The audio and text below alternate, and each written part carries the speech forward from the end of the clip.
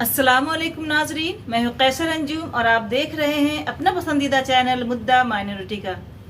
नाजरीन, आज मैं खास तौर पे 2024 की लोकसभा इलेक्शन पे बात करने जा रही हूँ। जब भी इलेक्शन का मौसम आता है तो मुसलमानों के एक से बढ़कर एक मसीहा उनके मसाइल पर ऐसी हमदर्दी दिखाते हैं जैसे लगता है कि उनके मसाइल को चुटकियों में हल कर देंगे। दोस्तों, ऐसा ही नज़ारा वजीर आजम नरेंद्र मोदी का पसमानदा मुसलमानों की हालात को लेकर कुछ माह पहले भोपाल के एक प्रोग्राम में नजर आया। हालांकि इन्हें पिछली हुकूमत में ये बात याद नहीं आई, लेकिन जब अब 2024 का लोकसभा इलेक्शन नजदीक है तो उनकी नजर पसमानदा मुसलमानों के वोट बैंक पर जमी हुई है। प्रधानमंत्री नरेंद्र मोदी ने कहा कि पसमानदा मुसलमानों की वोट बैंक पर सियासत करने वालों ने जीना मुश्किल कर रखा है। आगे उन्होंने कहा कि पसमानदा मुसलमानों को आज भी बराबरी का दर्जा नहीं मिला है। हालांकि बीजेपी मुल्क में मुसलमानों को लेकर अपना नजरिया बहुत ही तंग कर रखा है, लेकिन अचानक लोकसभा इलेक्शन के मद्देनजर बीजेपी पसमानदा मुसलमानों को लेकर अपना रुख हैरत अंगेज तरीके से बदला है। इसी कड़ी में पसमानदा मुसलमान कार्ड को वोट बैंक में कैसे बदला जाए, इसके लिए अभी से ही मनसूबाबंद तरीके से काम शुरू कर दिया है। इसी के तहत बीजेपी के राष्ट्रीय अध्यक्ष जेपी नड्डा ने पसमानदा मुसलमान समाज से ताल्लुक रखने वाले अलीगढ़ मुस्लिम यूनिवर्सिटी के ex vice chancellor Tariq Mansoor को बीजेपी का वाइस प्रेसिडेंट बनाया, जबकि केरल से अब्दुल्ला कोटी को बीजेपी का वाइस प्रेसिडेंट बनाया गया है। बीजेपी की लिस्ट में सबसे चौंकाने वाला चेहरा पसमानदा मुस्लिम से तारिक मंसूर का है। मंसूर उत्तर प्रदेश विधान परिषद के मेंबर बीजेपी के रहमो करम से हैं और AMU अलीगढ़ मुस्लिम यूनिवर्सिटी के वाइस चांसलर भी रह चुके हैं। उनका ताल्लुक पसमानदा मुस्लिम में कुरैशी समाज से है। तारिक मंसूर AMU के VC थे तब CAA और NRC के खिलाफ मुल्क भर में प्रोटेस्ट चल रहा था। अलीगढ़ मुस्लिम यूनिवर्सिटी के कैंपस में भी स्टूडेंट प्रोटेस्ट कर रहे थे और शायद पहली बार AMU कैंपस के अंदर पुलिस पहुंची थी, लेकिन तारिक मंसूर अपने स्टूडेंट्स के साथ खड़े नहीं हुए थे, जिसको लेकर मुल्क भर में तारिक मंसूर पर तनकीद हुई थी। यहाँ तक कि तारिक मंसूर जब अलीगढ़ मुस्लिम यूनिवर्सिटी के VC थे तभी उन्होंने RSS ज्वाइन कर लिया था।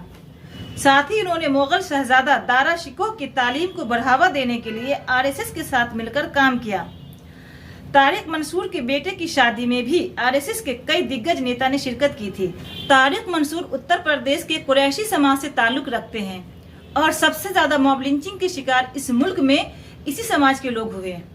इस मौजू पर कई लोग खुलकर बोले और जेल भी गए, लेकिन किसी भी मुस्लिम इश्यूज हो या फिर पसमानदा मुसलमानों का कोई भी मसला मुल्क में हो, इस पर आज तक तारिक मंसूर ने कुछ भी नहीं कहा। अब जरा गौर कीजिए, इनका न कोई सोशल और न सियासी कैरियर है। ऐसे में बीजेपी ने तारिक मंसूर को पसमानदा मुसलमानों का मसीहा समझकर पार्टी में जगह दे दी है। और ऐसे भी बीजेपी में बहुत सारे वाइस प्रेसिडेंट हैं, लेकिन चलती तो सिर्फ नरेंद्र मोदी और अमित शाह की है। तारिक मंसूर को शेरवानी और कुर्ता पहनाकर भले ही बैठाल दिया गया हो, लेकिन सिर्फ शोपीसी बने रहेंगे। उनके पास पसमानदा मुसलमानों के पास जाने के लिए क्या ग्राउंड है?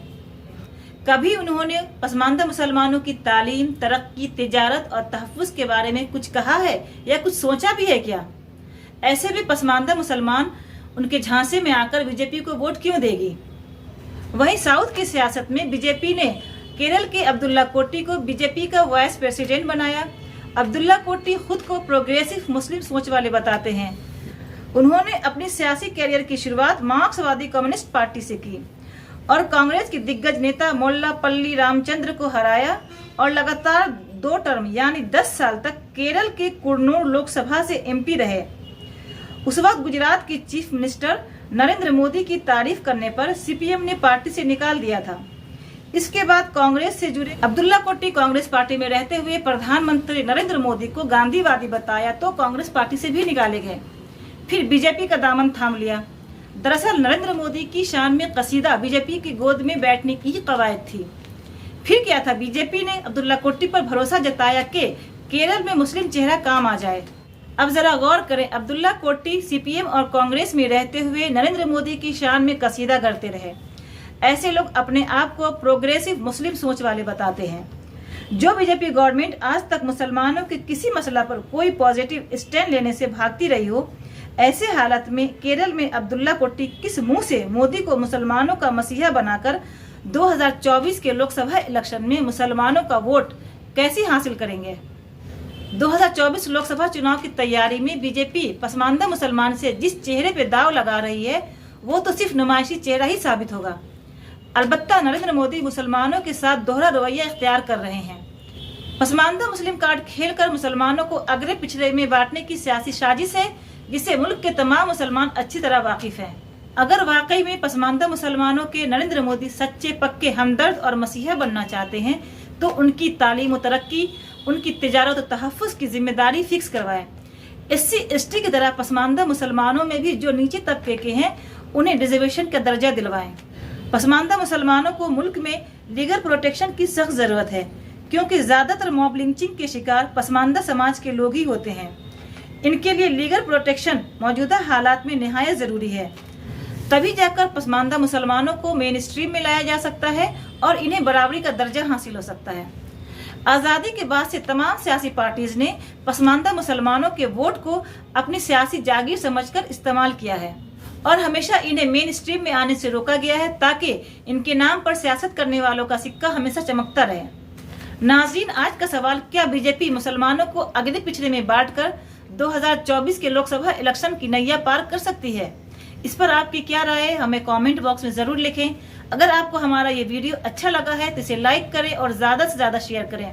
नाज़रीन, अगर आप हमारे चैनल मुद्दा माइनॉरिटी पर पहली बार आए हैं तो इसे सब्सक्राइब कर लें, बगल में बेल आइकन को दबाएं ताकि जब भी मैं कोई नया वीडियो अपलोड करूं तो आप तक इसकी जानकारी सीधे पहुंचे। मुद्दा माइनॉरिटी के नाम से फेसबुक पेज को फॉलो करना न भूलें। बहुत बहुत शुक्रिया।